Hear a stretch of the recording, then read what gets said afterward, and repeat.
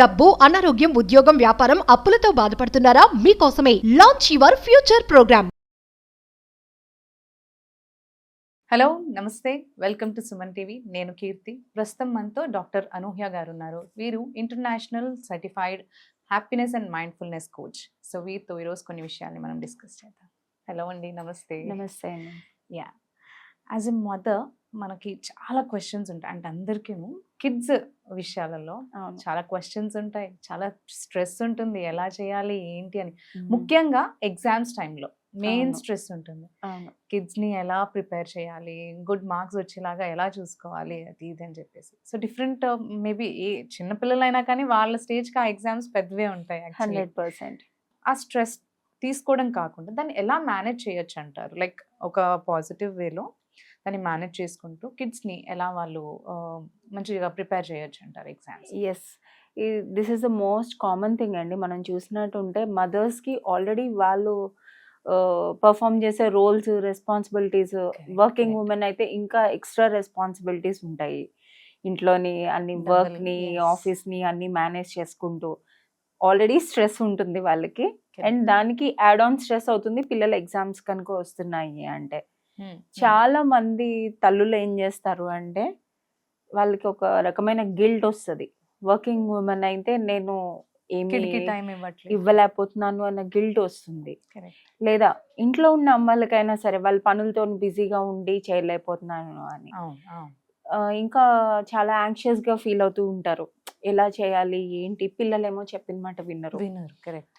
Continuous గా చదువు చదువు చదువు అని చెప్తూ ఉంటారు, పిల్లలు వినరు. Correct. ఇక్కడ ఏమవుతుందంటే సాధారణంగా ఇలాంటి కేసెస్లోని తెలియకుండా అనుకోకుండా మదర్స్ యొక్క స్ట్రెస్ పిల్లల మీద రబ్ అవుతుంది.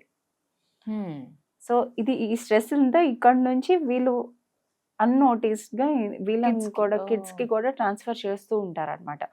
ఉదాహరణకి నాకు బయట ఒక క్లయింట్ వచ్చారు, నేను జస్ట్ ఆ ఎగ్జాంపుల్ షేర్ చేస్తాను. సేమ్ లాస్ట్ ఇయర్ ఈ టైంలోని pre boards 10th CBSE pre boards అవన్నీ అవుతూ ఉంటాయి కదా. And she was a working mother అనమాట. Okay. Already lot of stress, guilt ఆవిడ క్యారీ చేస్తుంది. ఇంకా ఆవిడకి ఎలా అనిపించింది అంటే అమ్మాయికి చెప్పడం అనమాట. ఇప్పుడు ఎగ్జామ్స్ వస్తున్నాయి అది అంటే ప్రతి తల్లిదండ్రులు కూడాను పిల్లల్ని నువ్వు చదువుకోమ్మా, ప్లాన్ చేసుకో, మార్క్స్ రావాలి, ఇది కామన్. కరెక్ట్. అయితే ఇలా చెప్పడం ఎంతవరకు కరెక్ట్ అనేది వాళ్ళు నేను షేర్ చేద్దాం అనుకుంటున్నాను. అంటే వాళ్ళు ఎలా చెప్పారంటే ఇప్పుడు ఫర్దర్గా ఫ్యామిలీలోని మేము తలెత్తుకొని తిరగాలంటే అది నీ మార్క్స్ మీదే డిపెండ్ అయి ఉంటుంది. మా పరువు అనేది నీకు వచ్చే మార్క్స్ మీదే ఉంది. సో మా ఫ్యూచర్ అంతా నీ మీదే ఉంది అని. ఈ అమ్మాయి ఏంటంటే పాపం షీఈ్ ఆల్సో స్కేర్డ్. నేను చదువుకోవాలి అది అని తను కూడా అవుతుంది. ప్లస్ ఎప్పుడైతే బర్డన్ ఇలాంటివి ఎక్స్ట్రా మాటలు చెప్తూ ఉంటామో వాళ్ళకి దే కాంట్ టేక్ ఇట్. చదివింది కూడా వాళ్ళకి ఫోకస్ ఉండదు, కాన్సన్ట్రేషన్ ఉండదు, మర్చిపోతూ ఉంటారు. So one day she just said everything and she started crying అనమాట. నాకు ఏం చేయాలో తెలియట్లేదు మ్యామ్, నిజంగా కనుక నేను చేయలేకపోతే ఏమవుతుంది, నిజంగా నా పేరెంట్స్కి నా వల్ల ఇది అవుతుందో. సో ఇక్కడ ఏమైంది, ఆ అమ్మాయి యొక్క కాన్ఫిడెన్స్ లెవెల్స్ పడిపోయినాయి, ఆ సెల్ఫ్ ఎస్టీమ్ అనేది తగ్గిపోయింది. సో ఆ ప్రెషర్ తీసుకోవటం వల్ల she started living in the future. Correct. నిజంగా రాకపోతే ఏమవుతుంది, అసలు చదువుతున్న పని అనేది ఫోకస్ చేయలేకపోతుంది. సో ఎప్పుడు కూడా మనం పిల్లలతో మాట్లాడినప్పుడు ఏమైనా ఇలాంటివి అన్నప్పుడు ఫస్ట్ మనం మన స్ట్రెస్ని, కామ్నెస్ని మనం ఇన్కల్కేట్ చేసుకోవాలి.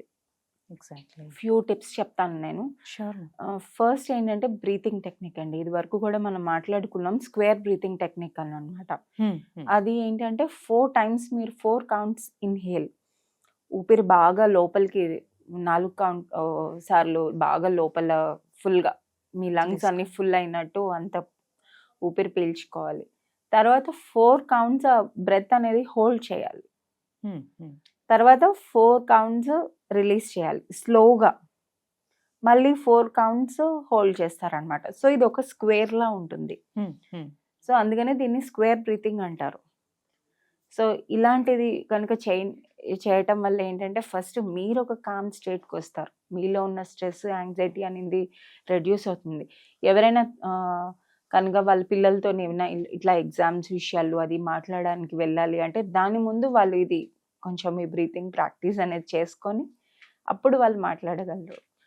ఎందుకంటే వీళ్ళ ఎమోషన్స్, వీళ్ళ మైండ్ స్టేట్ అంతా కామ్గా ఉంటుంది కాబట్టి. కరెక్ట్.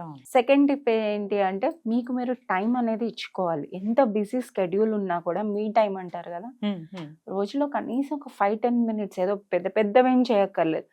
మీకు కాఫీ తాగడం ఇష్టం అనుకోండి, జస్ట్ అదే కామ్గా ఒక సైలెన్స్తో లైక్ సిప్ బై సిప్ మీరు ఎంజాయ్ చేస్తూ తాగగలిగినట్టు ఉండాలి.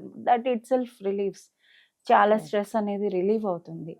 ఇంకా పిల్లలతో మాట్లాడినప్పుడు ఎప్పుడు కూడాను నేను రీసెంట్గా చాలా మంది పేరెంట్స్తో మాట్లాడుతూ ఉంటాను అనమాట. ఎప్పుడు కూడాను వాళ్ళు మా పిల్లలు అది చేయట్లేదు, ఇది చేయట్లేదు, వాళ్ళ లేదా పక్క పిల్లలతో కంపేర్ చేసుకుంటూ వాళ్ళు ఇది అచీవ్ చేశారు, లేదా వాళ్ళ ఫ్రెండ్స్తో కంపేర్ చేస్తూ నీ ఫ్రెండ్ ఈ సిలబస్ ఆల్రెడీ రివిజన్ చేసేసాడు, నువ్వు చేయలేదు. నో, అది చాలా తప్పు. అట్లా చేయకుండా ఇక్కడ ఏమవుతుందంటే ఎండ్ రిజల్ట్ మీద ఫోకస్ చేస్తున్నాం మనం. వాళ్ళ ఎఫర్ట్ పెడుతున్న ఎఫర్ట్ మీద కాదు. ముందు మీరు మీ పిల్లలతో కూర్చొని ఓపెన్గా మాట్లాడి అసలు నిజంగా వాళ్ళకి ఏమైనా ప్రాబ్లం ఉందా ఏంటి, అది మనం ఎప్పుడు అర్థం చేసుకోగలం. మనం ఒక కామ్ స్టేట్లో ఉంటేనే మనం దాన్ని అనలైజ్ చేయగలం. చేసి వాళ్ళతో పాటు కలిసి కూర్చొని ఒక స్టడీ ప్లాన్ అనేది కలిసి క్రియేట్ చేయండి. ఇప్పుడు నేను చూస్తున్నాను ఏఐ వచ్చేస్తుంది మనకి. కరెక్ట్. సో పిల్లలకి చెప్పేసి అంటే వాళ్ళు కూడా చాలా స్మార్ట్ కదా పిల్లలు.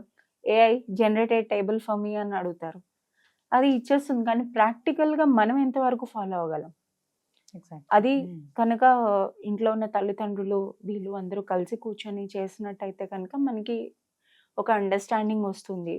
ప్లస్ ఏమైనా బ్లైండ్ స్పాట్స్ అవి ఉన్నా కూడాను మనం యాజ్ అ పేరెంట్ హెల్ప్ చేయొచ్చు వాళ్ళని. సో ఇది చాలా ఇంపార్టెంట్ అనమాట. వాళ్ళ ఎఫర్ట్స్ని అప్రిషియేట్ చేయాలి. ఎగ్జాక్ట్లీ.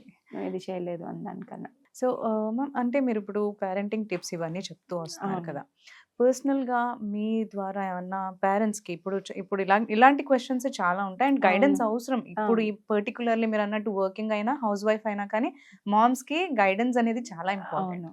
సో అలాంటి గైడెన్స్ ఏమన్నా మీరు ప్రొవైడ్ చేయగలుగుతారు? యా, ఖచ్చితంగా అండి. ఈ మంత్ ఎండ్లోని 3rd వీక్లోని వెబినార్ అనేది జరుగుతుంది.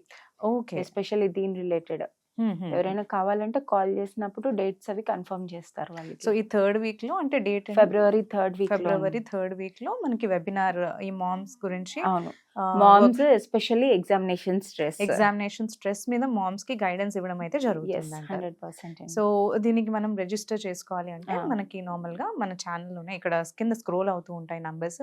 ఆ నంబర్స్ కి కనుక మీరు కాంటాక్ట్ చేసినట్లయితే అనూహ్య గారు కండక్ట్ చేసే ఈ వెబినార్ లో మీరు పార్టిసిపేట్ చేయొచ్చు. Thank you so much.